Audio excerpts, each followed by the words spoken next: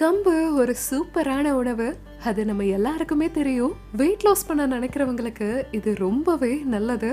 குறிப்பா சக்கரை பிரச்சனை இருக்கிறவங்களுக்கு, அதோட நார்மல் ரோட்டி சாப்பிட முடியாதவங்களுக்குன்னு இந்த கம்பு ரோட்டி ரொம்பவே ஒரு நல்ல ஆப்ஷன். சோ நம்ம கம்பு ரோட்டியை தயார் செய்ய ஆரம்பிக்கலாம்.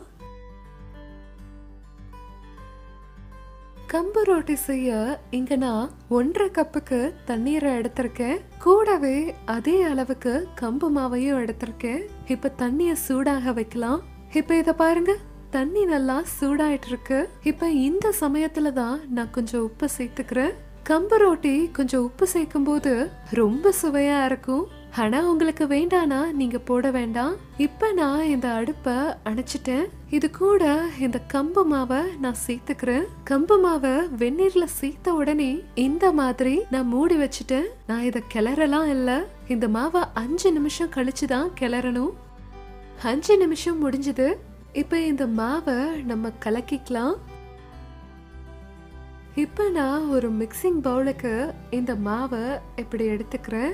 இங்க பாருங்க, இப்ப இந்த மாவு நல்லா சூடா இருக்குது. இந்த ரோட்டி மாவை பிசைற மாதிரி இந்த சூடான மாவை நம்ம பிசைஞ்சுக்கலாம். பொதுவா நீங்க இந்த மாவை எந்த அளவுக்கு சூடு பொறுக்க முடியுமோ அப்பவே பிசைய ஆரம்பிச்சிருங்க. இப்ப இங்க பாருங்க, கம்பு மாவை நம்ம நல்லா பிசைஞ்சிருக்கோம். இதுல இருந்து நான் சின்ன சின்ன உருண்டைகளா எடுத்துக்கிறேன். இப்ப இங்க நம்ம ட்ரெடிஷனல் கம்பு ரோட்டிலாம் செய்யல, நம்ம கம்பு ரோட்டிய செஞ்சுட்டு இருக்கோம். சோ அதுக்கு ஏத்த மாதிரி நீங்க உருண்டைகளை எடுத்துக்கோங்க.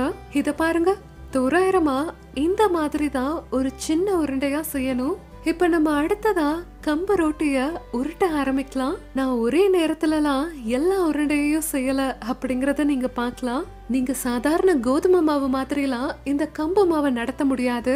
இப்ப இதுதான் மிச்சம். நான் மறுபடியும் பிசைஞ்சிட்டு அதுக்கப்புறமா நான் உருண்டைகளை செஞ்சுக்கிறேன். இப்ப இத உருட்ட நான் உலர்ந்த கம்பு மாவை மட்டும்தான் எடுத்திருக்கேன். நீங்க மறுபடியும் இத உருட்ட ஆரம்பிக்கும் போது இந்த உருண்டைய நல்லா கைகளால பிசைஞ்சுக்கோங்க. அதோட உலர்ந்த மாவை போட்டுட்டு அதுக்கப்புறமா இதை உருட்டிக்கோங்க. கம்பு ரோட்டிய உருட்டும் போது அது ரொம்ப மென்மையா செய்யணும். எந்த அழுத்தம்லாம் கொடுக்க கூடாது.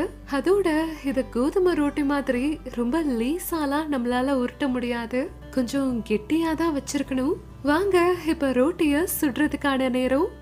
இப்ப இந்த பேனை நான் சூடாக வச்சிருக்கேன்.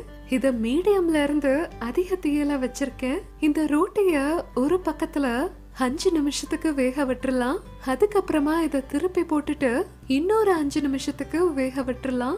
அதை இன்னொரு பக்கத்துக்கு திருப்பி போட்டுட்டு நீங்க இந்த கிச்சன் டவலை எடுத்துட்டு இந்த ரோட்டிய லேசா அழுத்திட்டு சுட்டு எடுத்துக்கோங்க. இந்த ரோட்டியோட சில இடங்கள்ல பாருங்களேன், இது உப்பி வர ஆரம்பிக்குது. இத பாருங்க, இந்த கம்பு ரோட்டி இந்த மாதிரி உப்பி வர ஆரம்பிச்சிருக்கு. நிச்சயமா இது கோதுமை மாவு மாதிரிலாம் உப்பி வந்து உருண்டை மாதிரிலாம் ஆகாது. ஆனாலும் இதுல நல்ல காற்றோட்டம் கிடைக்கும். இப்ப நீங்க இந்த கம்பு ரோட்டிய பாருங்க. இன்னைக்கு நான் இதை இண்டக்ஷன்ல தான் செய்யறேன். இதை நீங்க இண்டக்ஷன்லயும் செய்யலாம், இல்லாட்டி கேஸ்லயும் செய்யலாம். ரெண்டுலயுமே டேஸ்ட் சமமா தான் இருக்கும். இந்த ரோட்டிய நேரா கேஸ்ல சுட்டி எடுக்கிறத நான் விரும்புறதில்ல. இத பாருங்க, சுவாரஸ்யமான கம்பு ரோட்டி ரெடி ஆயிருச்சு. நான் இத ஒரு தட்டுல எடுத்துக்கிறேன். கம்பு ரோட்டி வெந்த உடனே நான் இதுக்கு மேல கொஞ்சம் நெய்ய போட்டுக்கிறேன். கம்பு அப்புறம் நெய்னு ஒரு நல்ல காம்பினேஷன். இப்ப இங்க தயாராயிருச்சு ரொம்ப சூடான கம்பு ரோட்டி. இன்னைக்கு நான் இத ரொம்ப காரமான தக்காளி சட்னி கூட பரிமாற போறேன்.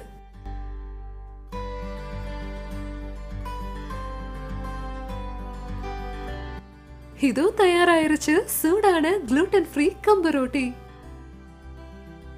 இத பாருங்க, இந்த ரோட்டி கம்பு ரோட்டி ரொம்ப சாஃப்டா இருக்கு.